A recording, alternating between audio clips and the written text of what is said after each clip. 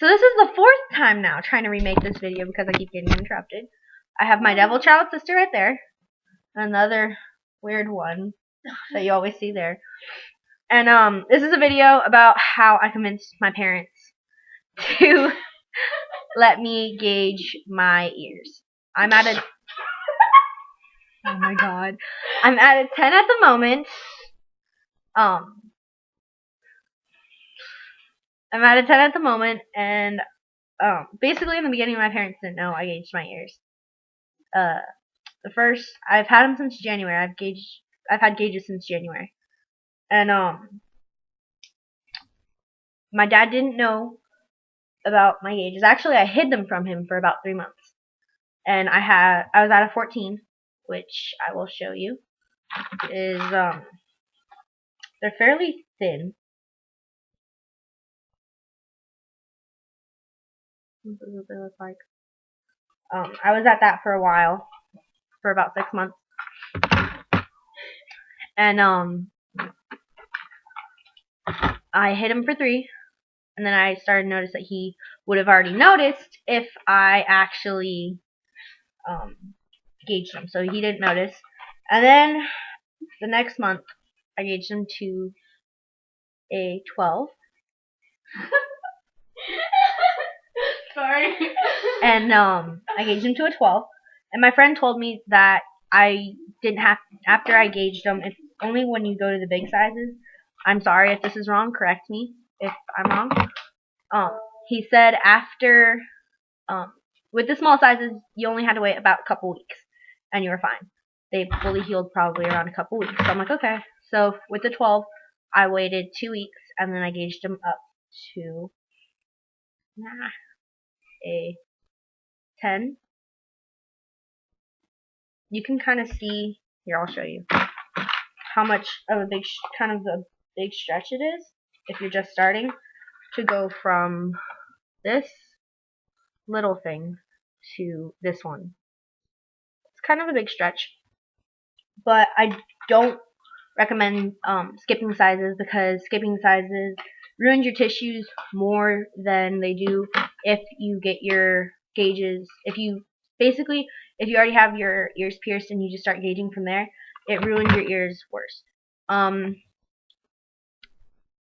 I really, for bleaching my ends, I don't know if you guys can really see it, I really didn't have to convince my parents.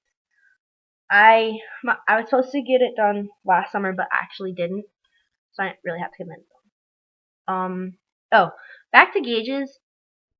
If you guys don't like how, like, if your gauges are smelling, like if they start stinking, it's only because of your O-rings. So I recommend getting spirals. This is what I'm constantly wearing, is my spirals, because they basically don't make my ears stink, and I kind of don't like when they stink. And then to shut up, Mom. And then to get my, I actually kind of stole these from my sister's boyfriend. I have, Which you better not gauge your ears up to this size.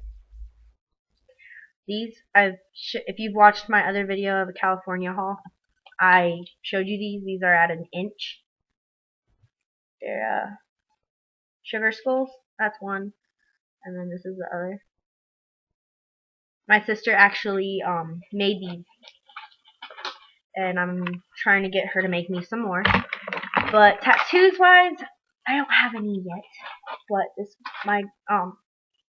if the first tattoo I will be getting, if what happens, because my grandmother is actually very sick at the moment. She has a flesh-eating bacteria in her neck and now her chest. And if she doesn't end up making it out alive, I'm getting a stethoscope wrapped around my wrist. And it's gonna have her name, and then the year she was born and the year she died. And even if I have to get that without my parents knowing right now, I will get it. I will find somewhere for someone to tattoo my wrist, because that's for her, and I don't give a shit what anyone says about it. That's about it. But I'm trying to think.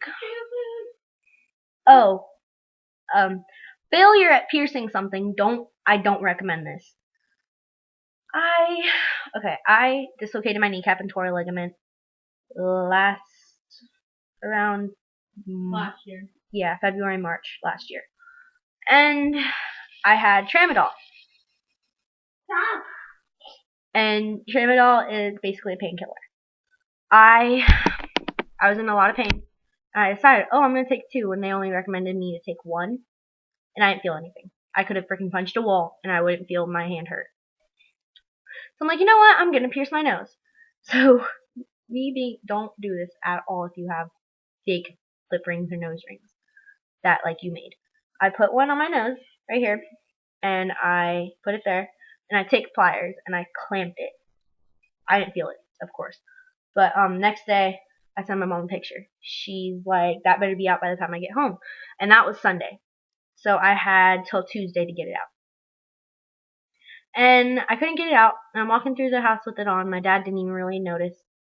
So I go to school the next day.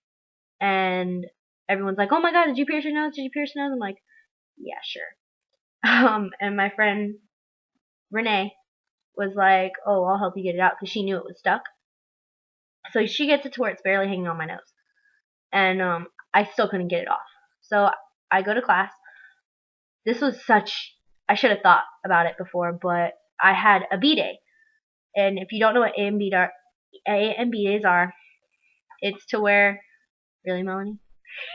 What? Nothing. It's at our school we have a block schedule. Yeah. So half your class is one day, the other half the other day. You take a long time to talk, Sam.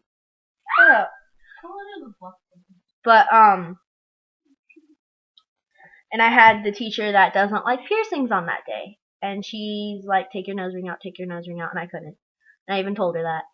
And we were in line to get our textbooks from the vice principal, and he absolutely hates facial piercings. And we were there getting our books, and I was next in line. I'm like, I can't. So she sends me to the nurse's office. So I kind of thank her for that, because she got me out of trouble. And I go down there, and the nurse is like, I don't want to hurt you. I'm like, trust me, you won't. Just pull it like that. She's like, okay. She pulls it off, and it's done. I still have the little slit. So if I did want to pierce it myself, I basically have a guide of where to put the needle and push, basically. But that's about it. So I love you guys. I love you too. Love you. This is the end of this video.